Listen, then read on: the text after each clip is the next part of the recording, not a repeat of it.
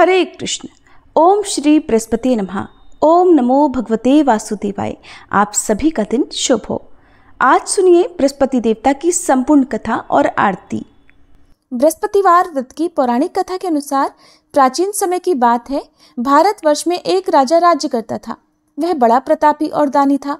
वह नित्य प्रति मंदिर में भगवान के दर्शन करने जाता था। वह ब्राह्मण और गुरु की सेवा किया करता था। उसके द्वार से कोई भी याचक निराश होकर नहीं लौटता था।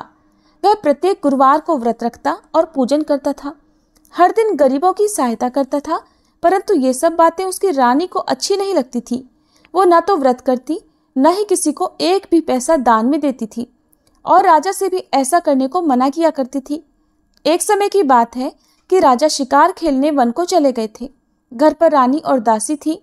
उसी समय गुरु बृहस्पति साधु का रूप धारण करके राजा के दरवाजे पर भिक्षा मांगने आए।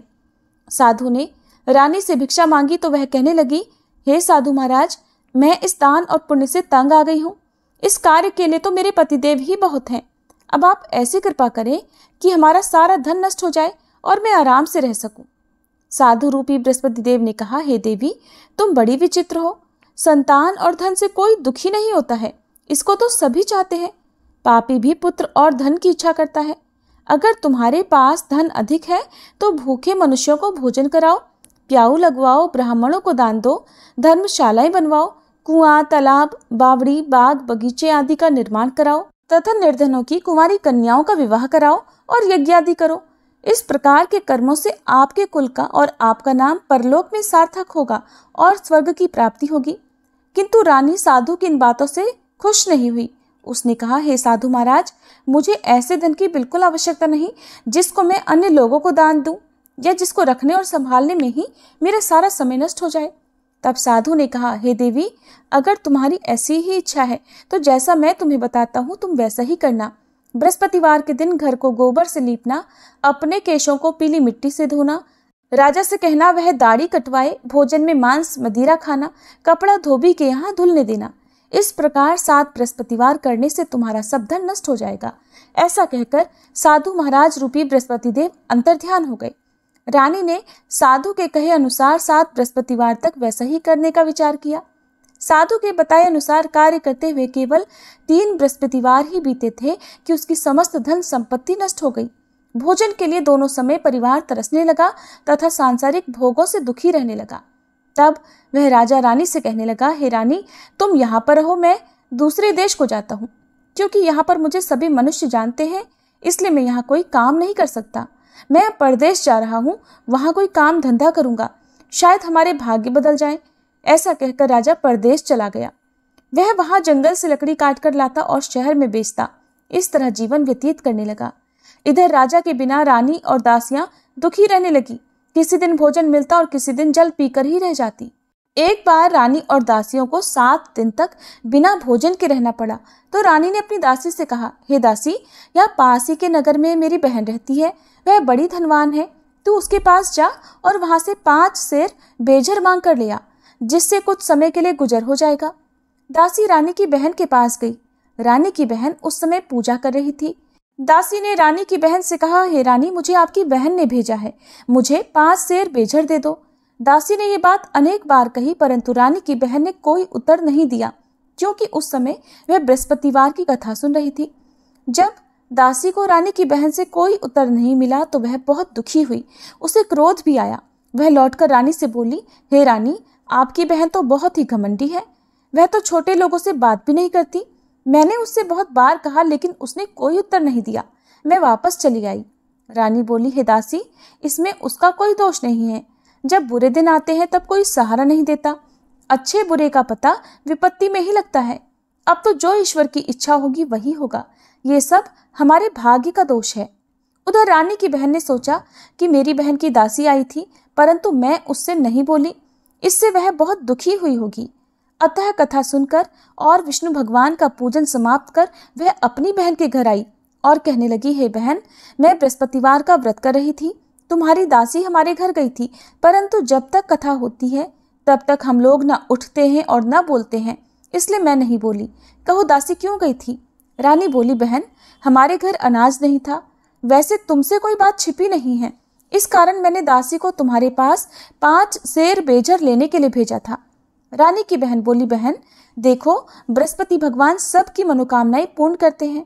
देखो, शायद तुम्हारे घर में अनाज रखा हो। ये सुनकर दासी घर के अंदर गई तो वहां उसे एक घड़ा बेजर का मिल गया। उसे बड़ी हैरानी हुई क्योंकि उसने एक एक बर्तन देख लिया था। उसने बाहर आकर रानी को बताया। दासी अपनी रानी से कहने लगी, हे रानी देखो, वैसे हमको जब अन्न नहीं मिलता तब हम रोज व्रत ही तो करते हैं। अगर इनसे व्रत की विधि और कथा पूछ ली जाए तो उसे हम भी किया करेंगे। दासी के कहने पर रानी ने अपनी बहन से बृहस्पतिवार व्रत के बारे में पूछा। उसकी बहन ने बताया, हे रानी बहन, बृहस्पतिवार को सूर्योदय से पहले उठकर स्नान करके बृहस्पतिवार का व्रत करना चाहिए, लेकिन उस दिन सिर नहीं धोना चाहिए।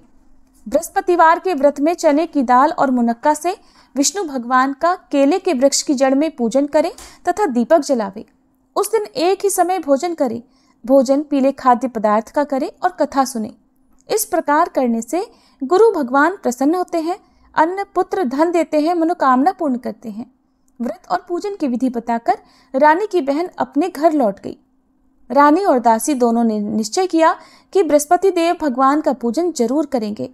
7 दिन बाद जब बृहस्पतिवार आया तो उन्होंने व्रत रखा। घुड़साल में जाकर चना और गुड़ बीन लाई तथा उसकी दाल से केले की जड़ तथा विष्णु भगवान का पूजन किया। अब पीला भोजन कहाँ से आए? दोनों बड़ी दुखी हुई, परंतु उन्होंने व्रत किया था, इस कारण बृहस्पति देव भगवान प्रसन्न थे। एक साधारण व्यक्ति के रूप में वे 2 थालों में सुंदर पीला भोजन लेकर आए और दासी को देकर बोले, हे दासी, ये भोजन तुम्हारे और रानी के लिए है, तुम दोनों कर लेना। दासी भोजन पाकर बहुत प्रसन्न हुई और रानी से बोली, रानी जी भोजन कर लो। रानी को भोजन आने के बारे में कुछ नहीं पता था, इसलिए वह दासी से बोली, जा तू ही भोजन कर, क्यों तू व्यर्थ में हमारी हंसी उड़ाती है। तब दासी बोली, रानी, एक व्यक्ति भोजन दे गया है। तब रानी कहने लगी, वो भोजन तेरे लिए ही देकर गया है, तू ही भोजन कर। दासी ने कहा, वह व्यक्ति हम दोनों के लिए 2 थालों में भोजन देकर गया है, इसलिए मैं और आप दोनों ही साथ साथ भोजन करेंगे। फिर दोनों ने गुरु भगवान को नमस्कार कर भोजन किया। उसके बाद से वे प्रत्येक बृहस्पतिवार को गुरु भगवान का व्रत और पूजन करने लगी। बृहस्पति भगवान की कृपा से उनके पास धन हो गया, परंतु रानी फिर पहले की तरह से आलस्य करने लगी। तब दासी बोली, देखो रानी, तुम पहले भी इसी प्रकार आलस्य करती थी। तुम्हें धन रखने में कष्ट होता था, इस कारण सभी धन नष्ट हो गया। अब गुरु भगवान की कृपा से धन मिला है तो तुम्हें फिर आलस्य होता है। बड़ी मुसीबतों के बाद हमने ये धन पाया है, इसलिए हमें दान पुण्य करना चाहिए। तुम भूखे मनुष्यों को भोजन कराओ, प्याऊ लगवाओ, ब्राह्मणों को दान दो, कुआं, तालाब, बावड़ी आदि का निर्माण करवाओ, मंदिर पाठशाला बनवाकर दान दो, कुंवारी कन्याओं का विवाह करवाओ, धन को शुभ कार्यों में खर्च करो, जिससे तुम्हारे कुल का यश बढ़े और स्वर्ग प्राप्त हो और पितर भी प्रसन्न हो। दासी की बात मानकर रानी ने इसी प्रकार के कर्म करने प्रारंभ कर दिए, जिससे उनका काफी यश फैलने लगा। एक दिन रानी और दासी आपस में विचार करने लगी कि न जाने राजा किस दशा में होंगे, उनकी कोई खोज खबर नहीं है। उन्होंने बृहस्पति देव से प्रार्थना की और तब भगवान ने रात्रि में राजा को स्वप्न में कहा, हे राजा उठ, तेरी रानी तुझको याद करती है, अब अपने देश को वापस लौट जा। राजा प्रातःकाल उठकर जंगल से लकड़ियां काट कर लाने के लिए जंगल की ओर चल पड़ा। जंगल से गुजरते हुए वह सोचने लगा, रानी की गलती से उसे कितने दुख भोगने पड़े। राजपाट छोड़कर उसे जंगल में आकर रहना पड़ा। जंगल से लकड़ियां काटकर उन्हें बेचकर गुजारा करना पड़ा। उसी समय उस जंगल में बृहस्पति देव एक साधु का रूप धारण करके आए और राजा के पास आकर बोले, हे लकड़हारे, तुम इस सुनसान जंगल में किस चिंता में बैठे हो, मुझे बतलाओ। यह सुनकर राजा की आंखों में आंसू भर आए और साधु की वंदना करके वह बोला, हे प्रभु, आप सब कुछ जानने वाले हैं। ऐसा कहकर राजा ने साधु को अपनी संपूर्ण कथा सुना दी। महात्मा दयालु होते हैं। वे राजा से बोले, हे राजा, तुम्हारी पत्नी ने बृहस्पति देव के प्रति अपराध किया था, जिसके कारण तुम्हारी ये दशा हुई। अब तुम किसी प्रकार की चिंता मत करो, भगवान तुम्हें पहले से अधिक धन देंगे। देखो, तुम्हारी पत्नी ने बृहस्पतिवार का व्रत करना प्रारंभ कर दिया है। अब तुम भी बृहस्पतिवार का व्रत करके चने की दाल और गुड़ जल के लोटे में डालकर केले का पूजन करो, फिर कथा कहो या सुनो, भगवान तुम्हारी सब मनोकामनाओं को पूर्ण करेंगे। साधु को प्रसन्न देखकर राजा बोला, हे प्रभु, मुझे लकड़ी बेचकर इतना पैसा नहीं मिलता जिससे भोजन करने के उपरांत कुछ बचा सकूं, और मैंने रात्रि में अपनी रानी को व्याकुल देखा है। मेरे पास कोई साधन नहीं जिससे समाचार जान सकूं। फिर मैं बृहस्पति देव की क्या कहानी कहूँ, मुझे तो कुछ भी नहीं मालूम है। साधु ने कहा, हे राजा, तुम किसी बात की चिंता मत करो। बृहस्पतिवार के दिन तुम रोजाना की तरह लकड़ियां लेकर शहर में जाओ। तुम्हें रोज से 2 गुना धन प्राप्त होगा, जिससे तुम भलीभांति भोजन कर लोगे और बृहस्पति देव की पूजा का सामान भी आ जाएगा। बृहस्पतिवार की कथा इस प्रकार है। प्राचीन काल में एक बहुत ही निर्धन ब्राह्मण था। उसकी कोई संतान नहीं थी। वह नित्य पूजा पाठ करता, परंतु उसकी पत्नी बहुत मलिनता के साथ रहती थी। वो न तो स्नान करती और न किसी देवता का पूजन करती थी। प्रातःकाल उठते ही सबसे पहले भोजन करती, बाद में कोई अन्य कार्य करती। ब्राह्मण देवता बहुत दुखी रहते थे। पत्नी को बहुत समझाते, किंतु कोई परिणाम नहीं निकलता। भगवान की कृपा से ब्राह्मण की पत्नी के कन्या उत्पन्न हुई। वह कन्या अपने पिता के घर में बड़ी होने लगी। वह बालिका प्रातः स्नान करके भगवान विष्णु का जप करती। वह बचपन से ही बृहस्पतिवार का व्रत भी करने लगी थी। पूजा पाठ समाप्त कर स्कूल जाती तो अपनी मुट्ठी में जौ भरकर ले जाती और पाठशाला जाने के मार्ग में डालती जाती। वही जौ सोने के हो जाते तो लौटते समय उनको बीनकर घर ले आती। एक दिन वह बालिका सूप में उन सोने के जौ को फटक कर साफ कर रही थी। तभी उसकी माँ ने देख लिया और कहने लगी, हे बेटी, सोने के जौ को फटकने के लिए सोने का सूप होना चाहिए। दूसरे दिन गुरुवार था।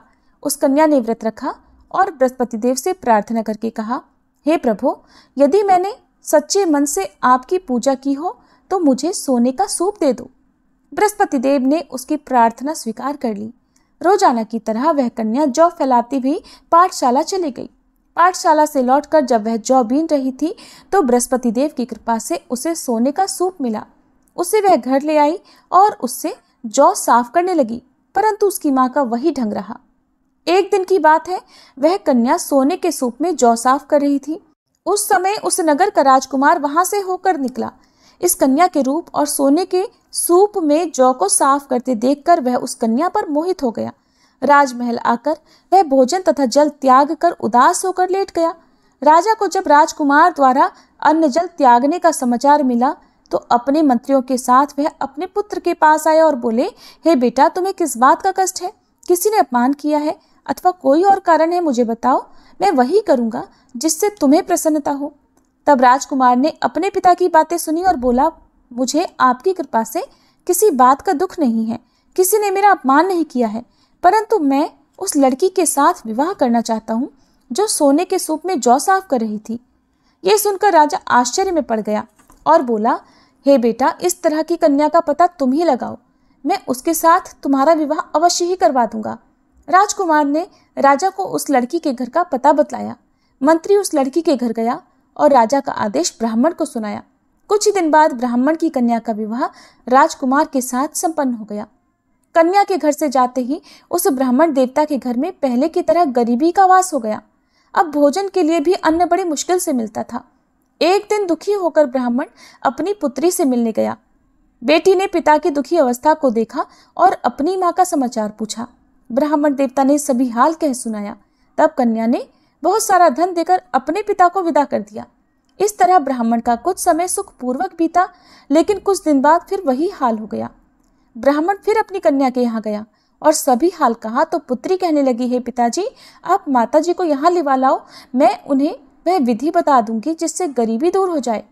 अब ब्राह्मण देवता अपनी पत्नी को साथ लेकर अपनी पुत्री के पास राजमहल में पहुंचे तो पुत्री अपनी माँ को समझाने लगी, हे माँ, तुम प्रातःकाल उठकर प्रथम स्नानादि करके विष्णु भगवान का पूजन करो तो सब दरिद्रता दूर हो जाएगी।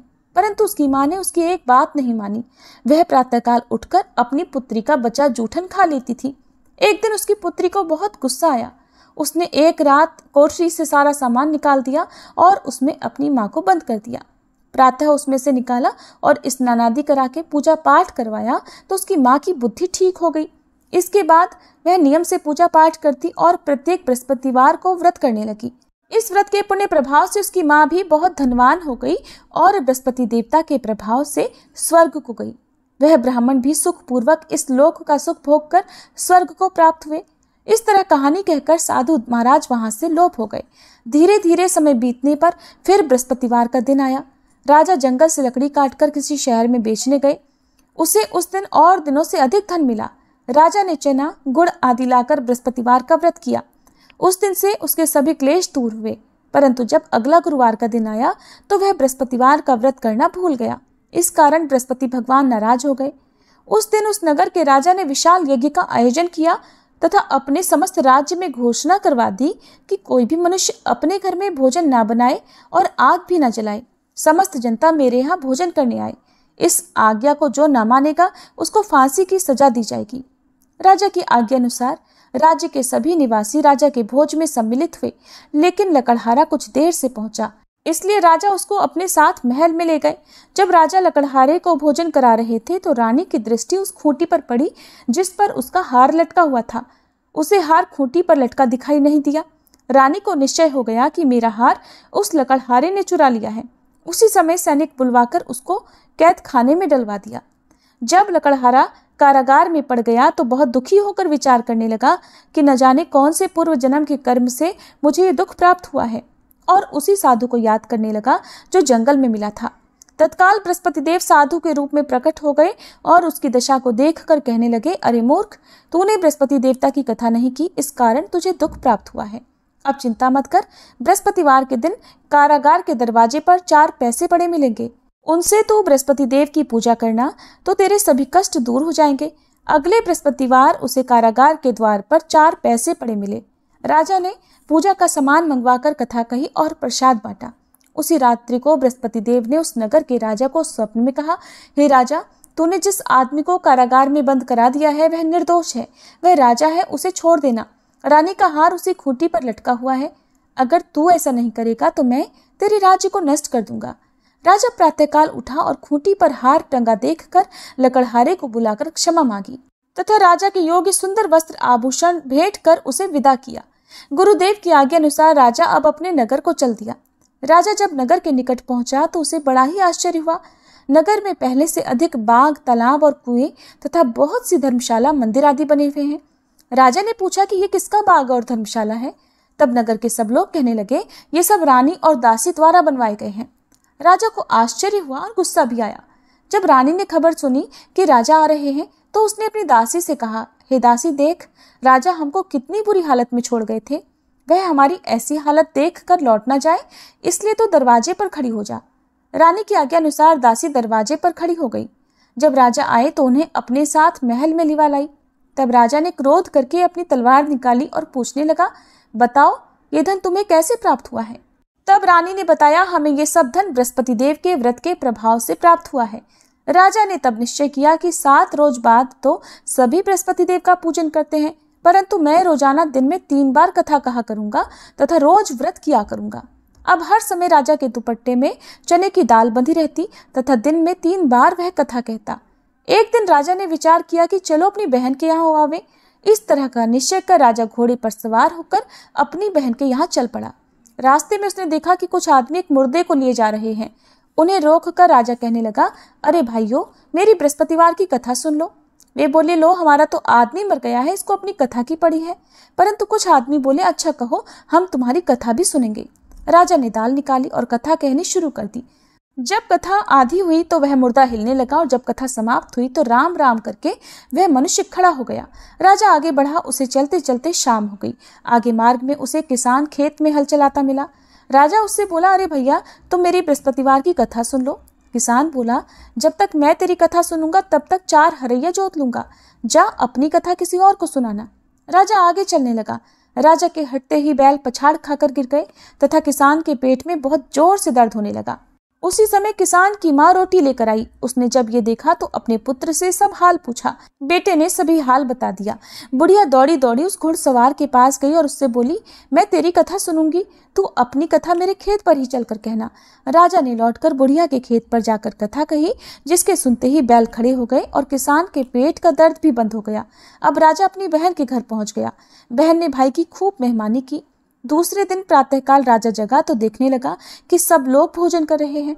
राजा ने अपनी बहन से पूछा कि ऐसा कोई मनुष्य है जिसने भोजन ना किया हो, जो मेरी बृहस्पतिवार की कथा सुन ले। तो बहन बोली, हे भैया, ये देश ऐसा ही है। पहले यहाँ के लोग भोजन करते हैं, बाद में अन्य कोई काम करते हैं। अगर पड़ोस में कोई हो तो देख कर आती हूँ। ऐसा कहकर बहन देखने चली, परंतु उसे कोई भी ऐसा व्यक्ति नहीं मिला जिसने भोजन नहीं किया हो। फिर वह एक कुम्हार के घर गई जिसका लड़का बीमार था। उसे पता चला कि उसके यहाँ 3 दिन से किसी ने भोजन नहीं किया है। रानी ने अपने भाई की कथा सुनने के लिए कुम्हार से कहा तो वह तैयार हो गया। तब राजा ने जाकर बृहस्पतिवार की कथा कही, जिसको सुनकर उसका लड़का ठीक हो गया। अब तो राजा की प्रशंसा होने लगी। एक दिन राजा ने अपनी बहन से कहा, हे बहन, अब मैं अपने घर जाऊंगा, तुम भी तैयार हो जाओ। राजा की बहन ने अपनी सास से अपने भाई के साथ जाने की आज्ञा मांगी तो सास बोली, चली जा, परंतु अपने लड़कों को मत ले जाना, क्योंकि तेरे भाई की कोई संतान नहीं होती है। बहन ने अपने भाई से कहा, हे भैया, मैं तो चलूंगी, परंतु कोई बालक नहीं जाएगा। राजा ने कहा, जब कोई बालक नहीं चलेगा तब तुम भी जाकर क्या करोगी? फिर दुखी मन से राजा अपने नगर को लौट आया। राजा ने अपनी रानी से कहा, हम निसंतान हैं, इसलिए हमारे घर आना कोई पसंद नहीं करता, हम निर्वंशी राजा हैं। ऐसा कहकर वह बिना भोजन आदि किए शैया पर लेट गया। रानी बोली, हे प्रभु, बृहस्पति देव ने हमें सब कुछ दिया है, वे हमें संतान भी अवश्य देंगे। उसी रात बृहस्पति देव ने राजा को स्वप्न में कहा, हे राजा, उठ, सभी सोच त्याग दे, तेरी रानी गर्भ से है। राजा को यह जानकर बड़ी प्रसन्नता हुई। 9वें महीने रानी के गर्भ से एक सुंदर पुत्र पैदा हुआ। जब राजा की बहन ने यह शुभ समाचार सुना तो वह बहुत खुश हुई तथा बधाई लेकर अपने भाई के यहाँ आई। तभी रानी ने कहा, घोड़ा चढ़कर तो नहीं आई, गधा चढ़ी आई। राजा की बहन बोली, भाई, मैं इस प्रकार न कहती तो तुम्हें संतान कैसे मिलती? बृहस्पति देव ऐसे ही हैं, जिसके मन में जो कामनाएं रहती है सभी को पूर्ण करते हैं। जो सद्भावना पूर्वक बृहस्पतिवार का व्रत करता है और कथा पढ़ता है अथवा सुनता है, दूसरों को सुनाता है, बृहस्पति देव उसकी सभी मनोकामनाएं पूर्ण करते हैं। बृहस्पति देव उनकी सदैव रक्षा करते हैं। जो संसार में सद्भावना और सच्चे मन से बृहस्पति देव का पूजन करते हैं, उनकी सभी मनोकामनाएं उसी प्रकार पूर्ण होती हैं जैसे रानी और राजा ने बृहस्पति देव की कथा का गुणगान किया, उनकी सभी इच्छाएं बृहस्पति देव ने पूर्ण की। मनुष्य को हृदय से उनका मनन करते हुए जयकार करनी चाहिए। प्रेम से बोलिए, बृहस्पति देवता की जय। ये थी बृहस्पतिवार व्रत कथा। अब सुनिए आरती। ओम जय बृहस्पति देवा, स्वामी जय बृहस्पति देवा, छिन छिन भोग लगाऊं, कदली फल मेवा। ओम जय बृहस्पति देवा, तुम पूर्ण परमात्मा, तुम अंतर्यामी, स्वामी तुम अंतर्यामी। जगत पिता जगदीश्वर, जगत पिता जगदीश्वर, तुम सबके स्वामी। ओम जय बृहस्पति देवा।